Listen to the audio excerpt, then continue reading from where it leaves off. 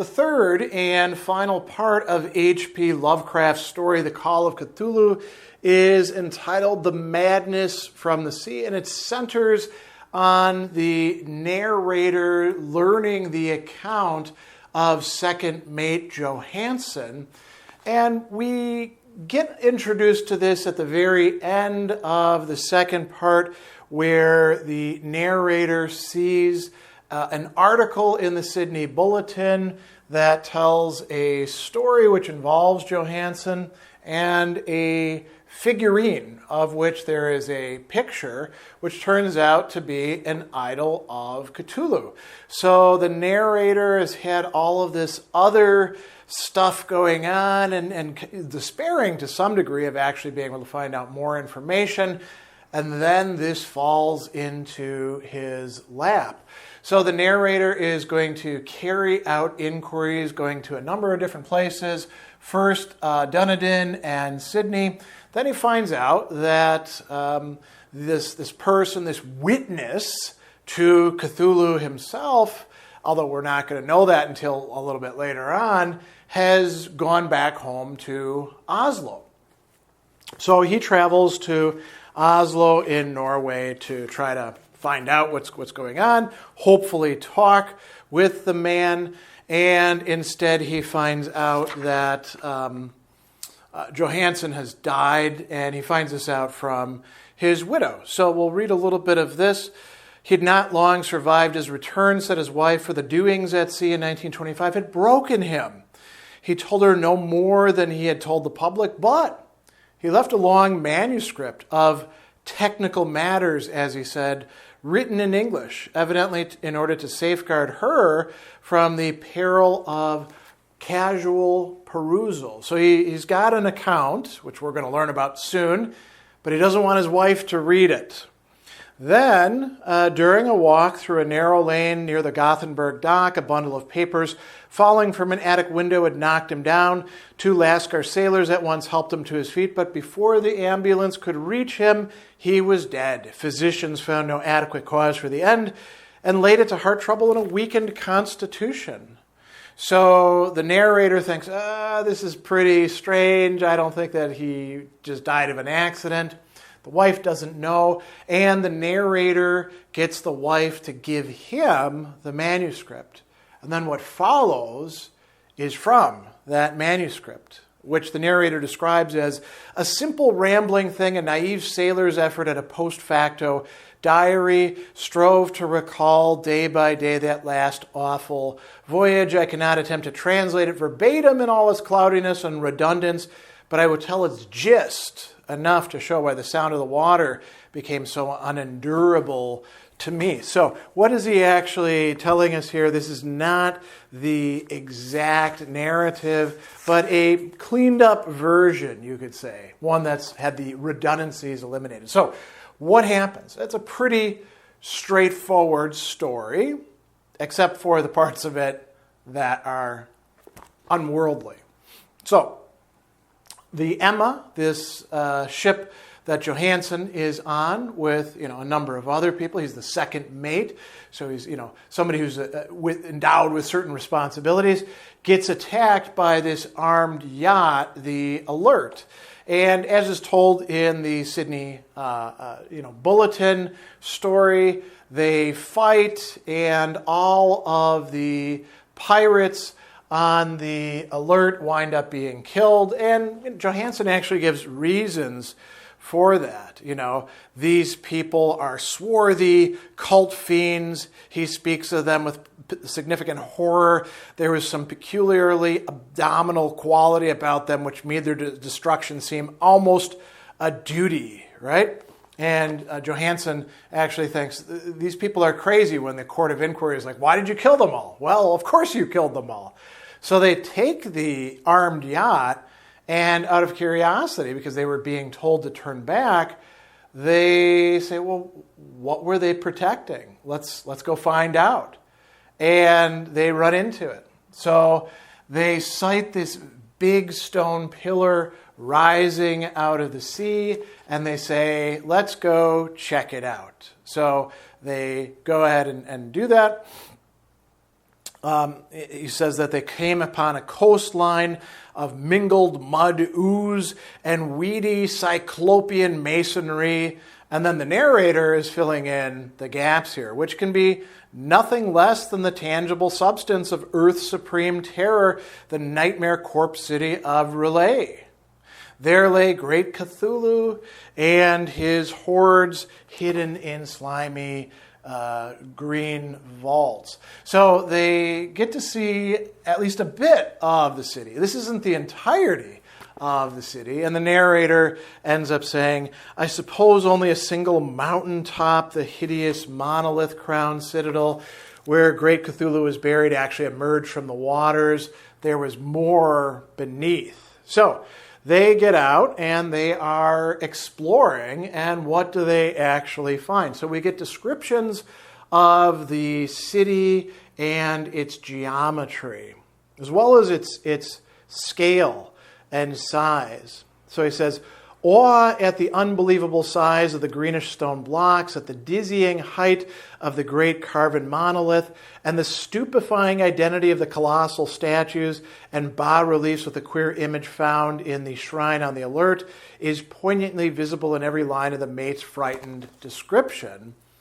And he says, without knowing what futurism is like, Johansen achieved something close to it when he spoke of the city. He dwells on broad impressions of vast angles and stone surfaces too great to belong to anything right or proper to this earth, and impious with horrible images and hieroglyphs. I mentioned his talk about angles because it has to do with geometry. An unlettered seaman felt the same thing as Wilcox, the sculptor, gazing at the terrible reality. So they climb up Titan oozy blocks, which could have been no mortal staircase, these gigantic things, and they're all feeling fright, right? And it says they felt that before anything more definite than rock and ooze and weed was seen. And it was Rodriguez, the Portuguese, who climbed to the foot of the monolith and shouted of what he had found. The rest followed him and looked curiously at the immense carved door with the now familiar squid dragon bas-relief, the one that we know from the earlier stories. It was like a great barn door, and they all felt it was a door because of the ornate lintel, threshold, and jambs around it, though they could not decide whether it lay flat like a trapdoor or slantwise like an outside cellar door. Again, the geometry is confusing. It's a non-Euclidean space, right? So what do? Well, they decide to open the door. And you can say, maybe they should have left well enough alone and gotten the hell out of there. Well, they are exploring it, so they decide to open it. And slowly and softly, the acre-great panel began to give inward at the top, and they saw it was balanced. Donovan slid or propelled himself down along the jamb and rejoined his fellows. Everyone watched the queer recession of the monstrously carven portal. In this fantasy of prismatic distortion, it moved ominously in a diagonal way, so all the rules of matter and perspective seemed upset. Now, the door opens. What do they find? There's three things that happen before the worst thing happens. So first, there's a darkness that comes out. And this darkness is actually almost material, a tenebrousness that is a positive quality, obscuring parts of the inner walls that should have been revealed, bursting forth like smoke. It also smells. There's a terrible odor. The odor arising from the newly opened depths was intolerable. And what else do they experience? Hawkins thought he heard a nasty slopping sound down there. Everyone listened and everyone was listening still when it lumbered slobberingly into sight and gropingly squeezed its gelatinous green immensity through the black doorway into the tainted outside air of that poisoned city of madness. It is Cthulhu, and it is bigger than the doorway, so it has to squeeze itself out. What happens being confronted with this, as to use earlier descriptions, a mountain that walks? Well, two men die of fright right on the spot in that accursed instant. And why? Well, the thing cannot be described. There's no language for such abysms of shrieking and immemorial lunacy, such eldritch contradictions of all matter, force, and cosmic order. A mountain walked or stumbled. So, there's that going on again. The stars were right again. What an age-old cult had failed to do by design, a band of innocent sailors had done by accident. Great Cthulhu was loose again and ravening for delight. What does his delight consist in? He immediately snatches up 3 of the sailors in his rubbery or the flabby claws. And, what happens to them? We don't know. Presumably they're eaten or torn apart or something like that. The other 3 manage to flee.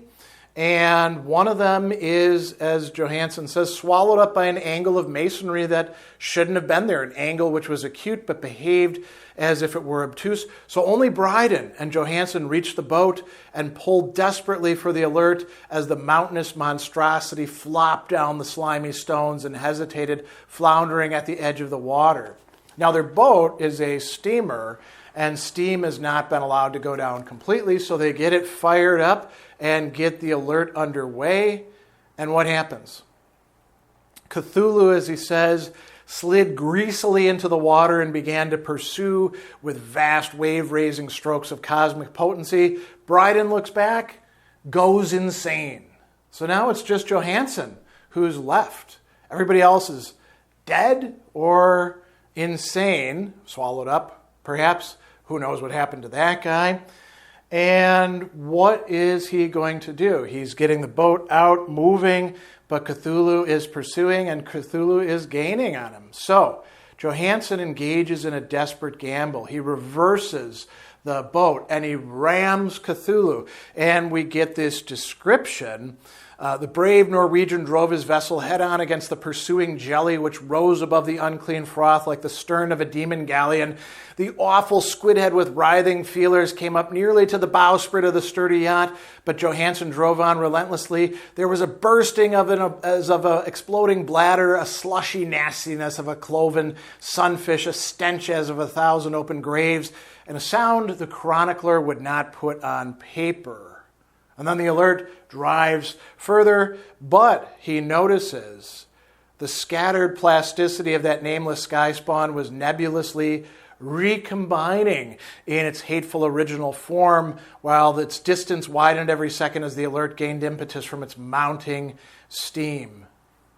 Johansen essentially lapses into a kind of delirium. He just lets the boat go. And he dreams until he is rescued from it. What does he dream? He says, there is a sense of spectral whirling through liquid gulfs of infinity, dizzying rides through reeling universes on a comet's tail, hysterical plunges from the pit to the moon and from the moon again back to the pit, all livened by a cachinnating chorus of the distorted, hilarious elder gods and the green bat-wing mocking imps of Tartarus. So some pretty horrifying nightmares. And then out of that dream came rescue, the Vigilant, the Vice-Admiralty Court, the streets of Dunedin, and the long voyage back to the old house by the Egeberg. He could not tell, so could he put his story to them? No. They would think him mad. But, this is why we have a narrative at all, he would write of what he knew before death came, but his wife must not guess. Death would be a boon only if it could blot out the memories. And the narrator says, this is the document I read, and I placed it in the box with the other documents. And this is essentially where the story ends after the narration of an encounter with the Great Old One Cthulhu that wiped out the entire crew except for Johansen, who himself goes mad briefly and then comes out of it to write down this account, which then is woven into the narrative of the Call of Cthulhu.